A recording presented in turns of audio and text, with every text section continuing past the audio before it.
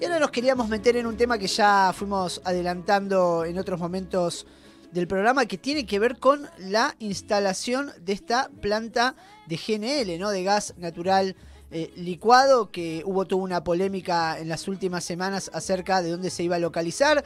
Inicialmente estaba previsto que sea en Ingeniero White, en Bahía Blanca, en un puerto que hay allí, y que terminó a partir de una decisión, de un impulso del gobierno nacional, una inversión además conjunta de YPF y de la petrolera estatal Petronas de Malasia. Bueno, pero queríamos conocer a alguien que es parte del sector, que nos pueda dar una visión sobre qué significa esta planta de GNL, sobre el trabajo de esta planta de GNL, pero también, bueno, sobre la situación estratégica.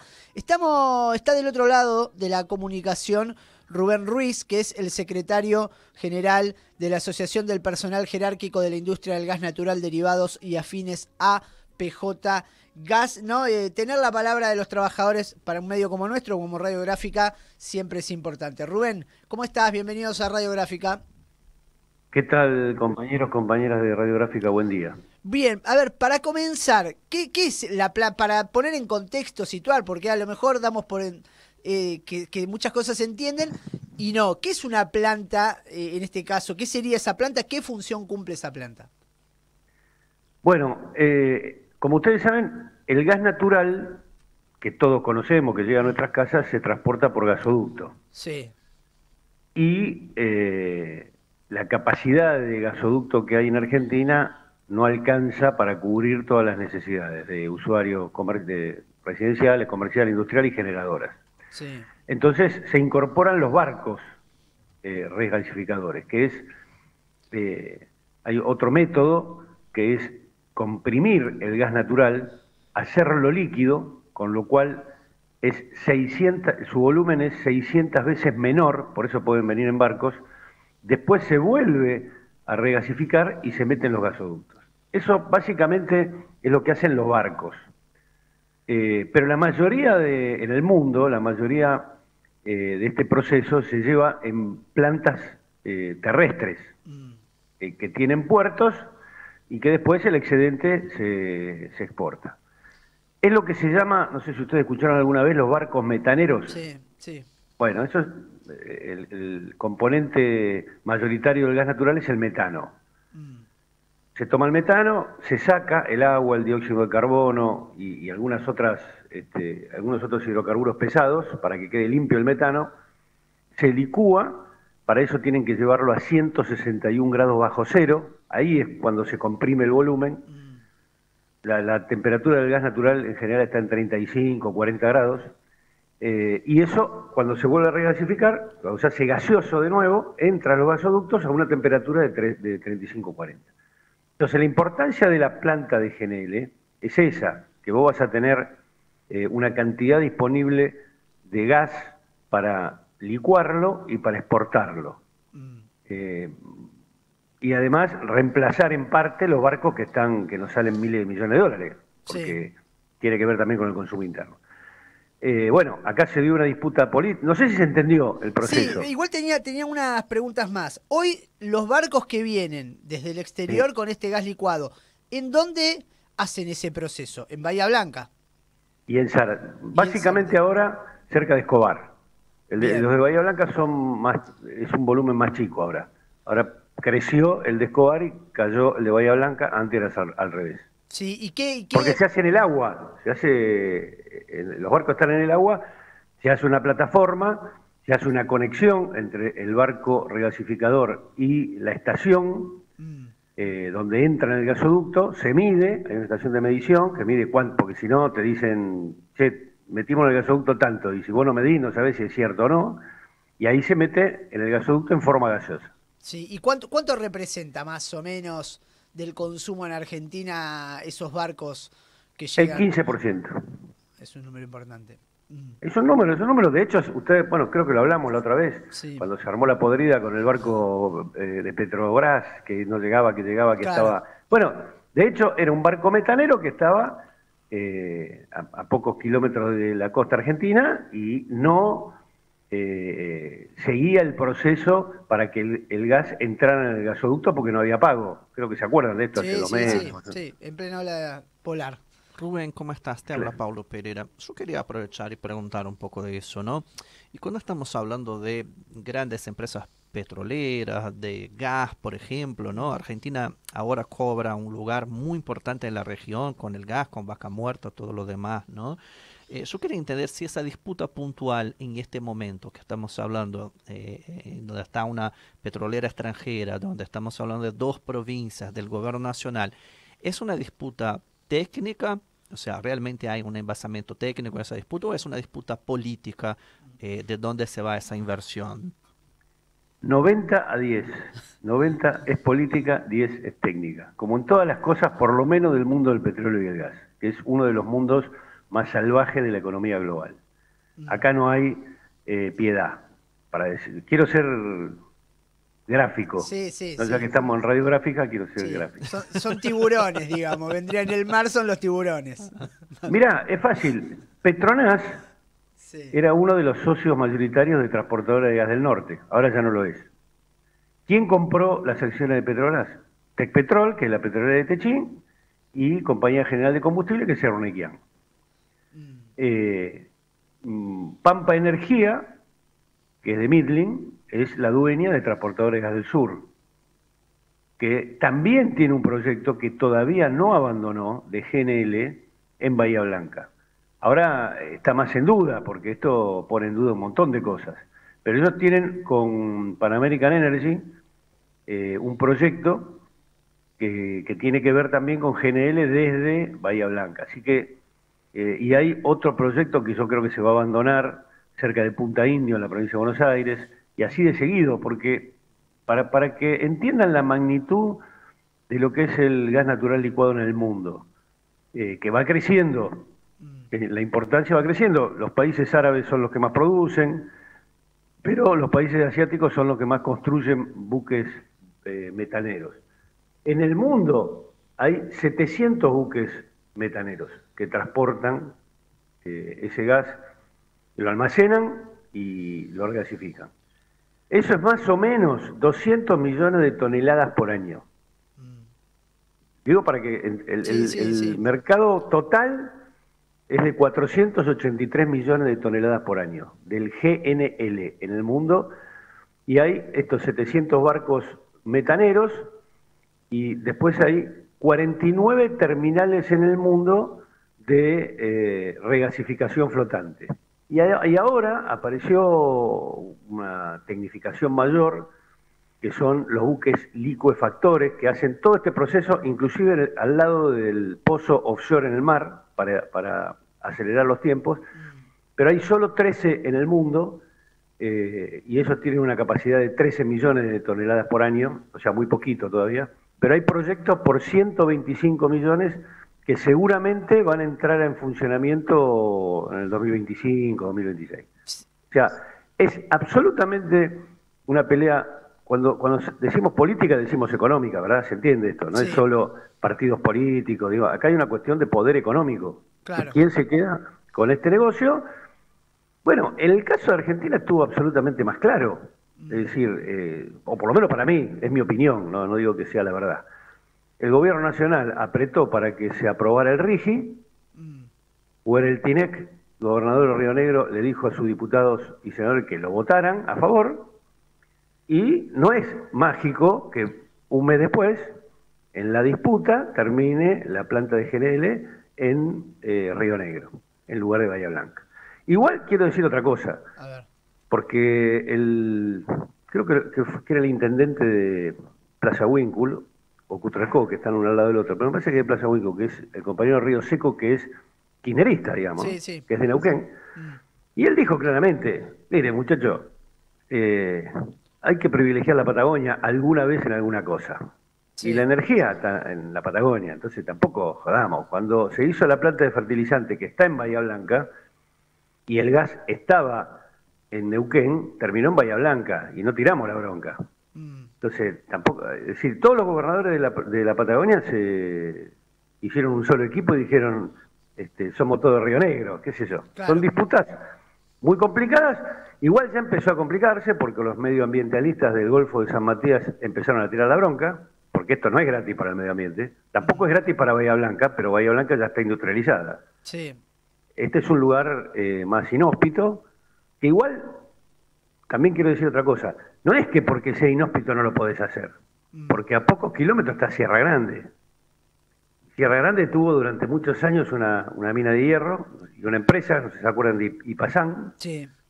que cerró o se vendió, no sé, pero ya no se la escucha, que también contaminaba, obviamente. Así que va a haber una cantidad de cosas, y les digo más, el buque regasificador que iba a poner Petronas para que provisoriamente, porque en Punta Colorada hay que hacer el puerto, no hay nada, y hay que hacer una pequeña instalación urbana. Claro. Sierra Grande está cerca, así que tampoco es que no pueden vivir en ningún lugar, pero no es lo mismo. O sea que hay que hacer una inversión de tiempo, no solo de guita, sino de tiempo. Mientras tanto se puede ir avanzando con estos buques provisoriamente, que te lo hacen en el mar. Bueno, aparentemente el buque de Petronas no va a venir, y el buque de Pan American Energy, que iba a ir para Bahía Blanca en el proyecto Contejene, puede ser que termine en Río Negro.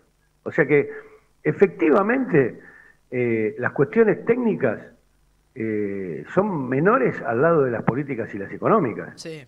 Y, a ver, y en esto, todo el gas que va a salir de ahí, que Argentina, por lo menos vos nos confirmarás, pasa a tener un perfil exportador de gas, todo es lo que se genera en Vaca Muerta, ¿no? Y de allí sale vía gasoducto, o no sé cómo es el proceso para llegar a ese puerto, y de allí al mundo, ¿no? Y digo, ¿qué perfil Argentina exportador le ves para el periodo venidero?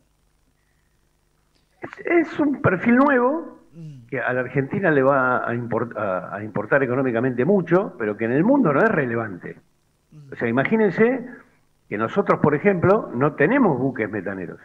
Hay que contratarlos. Claro. O sea, lo que sí tenemos es el gas para poder exportarlo. Pero el negocio del transporte marítimo no lo tiene Argentina. Y los países que tienen buques metaneros no están esperando que Argentina diga, che, mira, necesitamos... Esto es una cosa que se contrata meses antes. Porque además la gran ventaja de esto es que es contracíclico. O sea, Argentina va a exportar más a los países que lo necesiten en verano, cuando acá se gaste menos. Eso es una gran ventaja. Porque si, por ejemplo, para los volúmenes que dicen que van a exportar, tenés que duplicar la producción de gas natural en Argentina. O sea, hoy diariamente se consumen más o menos 150 millones de metros cúbicos.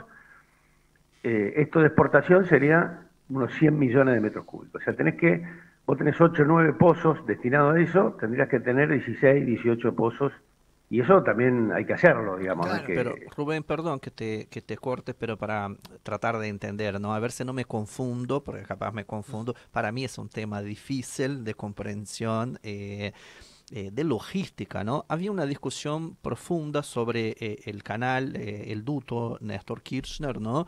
De llegar por el norte de Brasil, ¿no? Para la exportación, el gasoducto, sí. Gracias, Leo. ¿Estamos hablando del mismo tema? O sea, hay una expectativa, Brasil por lo menos tiene una expectativa grande con el gas de Argentina porque necesita de eso para desarrollar. No estamos hablando de la misma cosa, ¿no? Y después pregunto más, ¿qué significa para una provincia y otra? ¿Qué estamos hablando de cuánta plata queda hipotéticamente para cada provincia? ¿Cuánto estamos hablando de generación de empleo? ¿Qué está en esa disputa para el pueblo, ¿no? Entre la provincia de Buenos Aires y de Río Negro? Primero, son dos temas diferentes. El gasoducto Néstor Kirchner es algo que viene, para decirlo entre comillas, por abajo de la tierra. Falta el segundo tramo que tiene que llegar a San Jerónimo, y ahí hay varias disputas. Porque también se revirtió el gasoducto norte, que también está por abajo de la tierra. Entonces, como parece que Bolivia se queda sin gas, aunque hace 15 días anunció que encontró mágicamente un pozo espectacular de gas, cuando ya se estaban quedando sin, porque lo digo así porque el mundo del petróleo y el gas es así. O sea, parecen los políticos argentinos, ¿viste? No se muere nadie. Siempre parece que se va a morir uno y revive. Cuando Pero de hecho, nada se pierde, todo se transforma, dice, ¿no? La máxima. Efectivamente. Pero digo, estamos hablando de dos cosas diferentes. Si se termina el segundo tramo del gasoducto Néstor Kirchner, ese habría que empalmarlo con el de TGM del Mercosur, que termina en Uruguayana, y los brasileños tendrían que hacer un gasoducto entre Uruguayana y Porto Alegre, porque ya tienen un gasoducto de Porto Alegre a San Pablo. Entonces es una variante. La otra variante es que Argentina, desde Vaca Muerta, por el gasoducto centro-este y norte, mande el gas a través del gasoducto de Bolivia hasta San Pablo. Y ahora aparecieron los compañeros paraguayos que dicen, muchachos, empezamos a tener un poco de plata, déjense de joder, hagamos un gasoducto en diagonal desde el gasoducto norte de la Argentina hasta Brasil. Ese es un tema. Este es otro. Este es un tema que tiene que ver con la exportación de gas natural licuado, que igual va a impactar en el mercado interno, porque no es que todo se va a exportar, porque algo de lo que nos falta y lo estamos reemplazando con barco, lo vamos a hacer a través de eso también, pero hay que hacer un gasoducto entre Loma La Lata y Punta Colorada, que es el nuevo lugar donde se eligió. Que además una de las cuestiones técnicas que dijeron es, como el gasoducto tiene entre 80 y 100 kilómetros menos que si fuera Bahía Blanca, es más barato, etcétera, etcétera. Eso por un lado. Igual quiero decir que un gasoducto puede tardar de esas magnitudes, creo que son 700 kilómetros, me parece, no estoy seguro, un año y medio, 2. O sea que cualquier cosa que aparezca con esta nueva planta de GNL, estamos hablando a 2, 3 años de vista. Claro. Y efectivamente, por ejemplo, en el primer tramo del gasoducto Néstor Kirchner, para que haya una equivalencia, en la construcción del primer tramo, terminaron trabajando en todos esos meses 50.000 trabajadores. Sí. O sea que este gasoducto, no digo que sea igual, hay que ver cuáles son las características, cuál es el terreno que tienen que pasar, porque en el gasoducto Néstor Kirchner hubo que pasar muchos ríos, acá algo de eso también hay, pero efectivamente el impacto desde el punto de vista del trabajo provisorio, mientras se construya, es muy grande, más para una provincia como Río Negro, que tiene una población mucho menor que la provincia de Buenos Aires. Después, finalmente, la cantidad de trabajadores que trabajan en la planta es muchísimo menor. Eso, la industria del transporte de gas no es que tiene miles de trabajadores en cada planta, no existe. Son muchísimos menos. Pero eso también revitaliza, porque necesitas, durante todo ese periodo de construcción, compañía de logística, que le den de comer a los trabajadores, que los baños, la ropa, ropa de seguridad, etcétera. Rubén, y hay algo que, digo, ¿no? Si Argentina va a empezar a tener ese perfil exportador, además rigimediante, que bueno, a ver cómo juega eso, digo, el precio que vamos a pagar internamente, ¿no? Digo, ¿cómo puede llegar a impactar en el precio que paguemos en nuestros hogares, en las industrias que necesitan el gas como un insumo para la producción? Digo, porque también estaba la oportunidad de Vaca Muerta o todas las reservas de gas que sirvan para el desarrollo industrial, para el desarrollo argentino. ¿Vos cuál es tu visión sobre ese tema? Bueno, eso es más complicado, porque imagínense, estamos hablando, para decirlo entre comillas, en positivo, obras, nuevas cosas, eso. Sin embargo, al día de hoy, se está negociando con Chile revertir el gasoducto norandino, que va desde el norte de Chile hasta el norte argentino, para comprarle gas natural licuado a los chilenos, porque no alcanza para la producción básicamente eléctrica en Argentina. Y ahí estamos gastando casi el millón de BTU en Argentina sale algo así como $4 y pico con los subsidios, y el gas de los barcos sale entre 3 y 4 veces más, o 5, depende del momento del año. Pero si vos efectivamente vas a tener gas para exportar, es porque primero vas a sustituir el gas que estás importando, si no, no tiene ningún sentido. Desde ese punto de vista, no nos tendría que salir más caro el gas, porque hoy lo estamos pagando más caro. Perfecto. Bien. Igual el diferencial lo está poniendo el gobierno nacional, porque acá todo el mundo se queja de los subsidios, pero después cuando tenés la vida real enfrente de tu cara, de hecho yo lo conté, el gobierno nacional apretó durante 3 meses a las distribuidoras para que se hicieran cargo del diferencial del nuevo precio de los barcos, y las distribuidoras le dijeron, no, ni mamado. Y al final lo está pagando el gobierno nacional. Y las petroleras están cobrando un subsidio exorbitante del gobierno nacional. O sea que esto, se puede mentir mucho, decir que unos son malos y otros son buenos, pero después cuando vas al número real de lo que está pasando, no se pueden sacar con tanta facilidad los subsidios. De hecho, las tarifas están viniendo y con un poco menos de subsidio, y mirá el... No, bueno, claro. no sé si les ha llegado a ustedes, pero... No, sí, sí. Rubén, Bueno. y lo último, un poco cambiándote de tema, porque vos también sos parte de la mesa sindical El Salario No es Ganancia. Bueno, se ha restituido el impuesto a las ganancias a la cuarta categoría. Bueno, ¿alguna línea sobre eso? Y también si nos podrías... ¿Por qué algún sector de los petroleros logra que, bueno, no pagar impuestos a las ganancias? Digo, ¿cuál es tu visión? Quería escuchar tu opinión sobre eso. Bueno, respecto a los petroleros, 100% de política, no hay nada de técnico. Yo digo, a ver, estoy errado si pienso que, digo, las empresas no quieren conflicto en Vaca Muerta y arreglan, o sea, los actores que vos nombraste tienen mucha llegada al gobierno y dicen, acá no queremos problema, sacame el impuesto a las ganancias. ¿Puede haber algo de eso? Sí, con un componente más, que fueron los gobernadores. Sí. O sea, los gobernadores fueron los que negociaron que los petroleros que trabajan en boca de pozo, únicamente, no todos los petroleros, no pagaran impuesto a la ganancia. ¿Qué pasó? A partir de ayer iba a haber un paro por tiempo determinado del resto de los petroleros.